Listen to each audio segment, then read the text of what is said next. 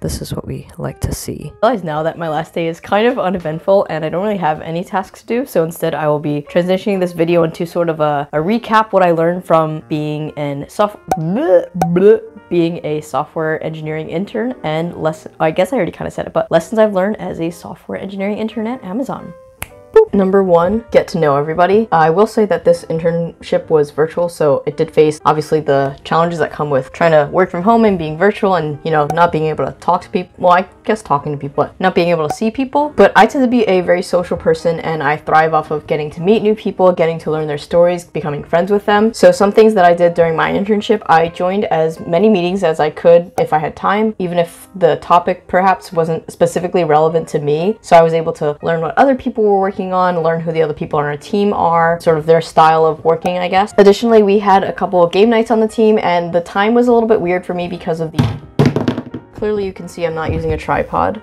Okay, the time difference was a little weird for me, but I made an effort to go to all the game nights and I was able to hang out sort of outside of work and just play games with people on the team and chat about, you know, life, industry, working, and everything in between.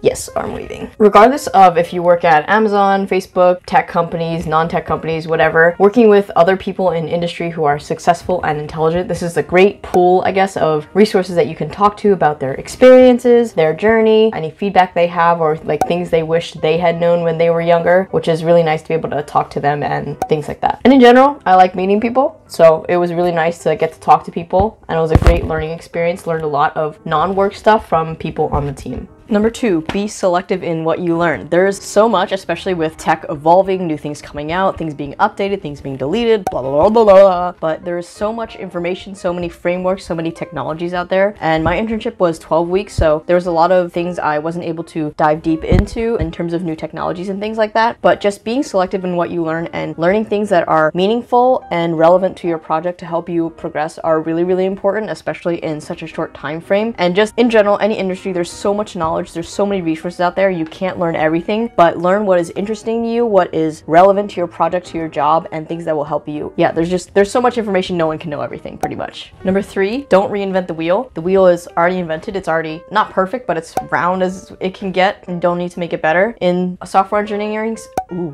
in software engineering specifically, there are so many packages, classes, things that other people have written that if there's some functionality that you want to use or integrate and it's already out there, don't rewrite it for yourself. Find that package, find that class, use that so you don't have to rewrite it. Saves you a lot of time, and usually older code has been tested more and has been looked at more and is more reliable as well. And also, again, just saving time, not having to basically copy and paste, but without looking at the code. That was a little rambly, but don't rewrite stuff you don't have to. If it already exists, use something like that. Follow up to the last point, don't do that for school. You're not allowed to look at Stack Overflow and things like that, but in industry, Stack Overflow is super useful. Okay, number 4, I think it is. This sort of comes as a virtue of the internship being virtual, but definitely 100% take breaks, but not for too long. Obviously, your brain is not on all the time. It doesn't work all the time. It can't work 24/7. So if you try and sit down and stare at a screen for 7 hours and try and do work, it's not gonna work like that. For me personally, I was doing about an hour of work and then taking a 10-minute break and then repeating until around the end of the day. But also with the caveat of taking breaks, but not for too long, because I definitely found that it was much easier to get distracted at home because food is downstairs. I can get up and walk around, and just like not having anyone near me it's much easier to get distracted, and like things in my room, like I have my cubes next to me, so sometimes I would pick up one and do a couple solves and get a little bit distracted. But definitely take breaks because your brain does not run on infinite power, but make sure that you're taking the right amount of breaks and not wasting a whole day or getting distracted, though definitely harder at work from home, which is why finding a work-life balance is really, really important. That's number 4, I think. Number 5, and let me know if you think all these weird angles are ridiculous. We're just trying something new. I think it's more interesting and more animated. You know, I like getting up and I still wave my arms when I sit down, but I think it makes for a more entertaining video. Anyway, number 5 pertains to software development / engineering specifically, but learn Git, or like school should have mandatory courses on Git. At least for me, we don't have a class that's called like Intro to Git or something like that. You sort of learn it by virtue of other classes, and they don't really teach it. They just sort of like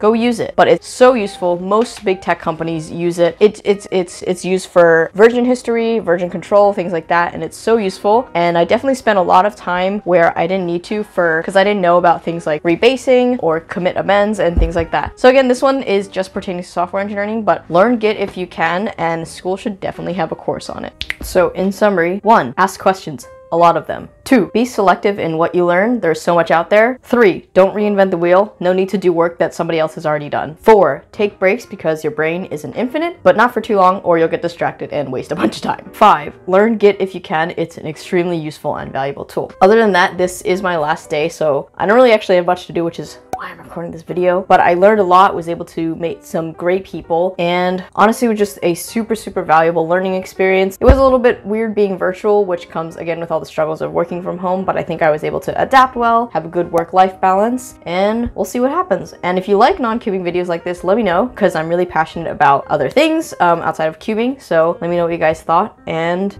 peace out, Amazon, or Amazon internship, whatever. Bye. Hope you enjoyed the video. If you did, make sure to like me on Facebook, follow me on Instagram, and subscribe for the latest content.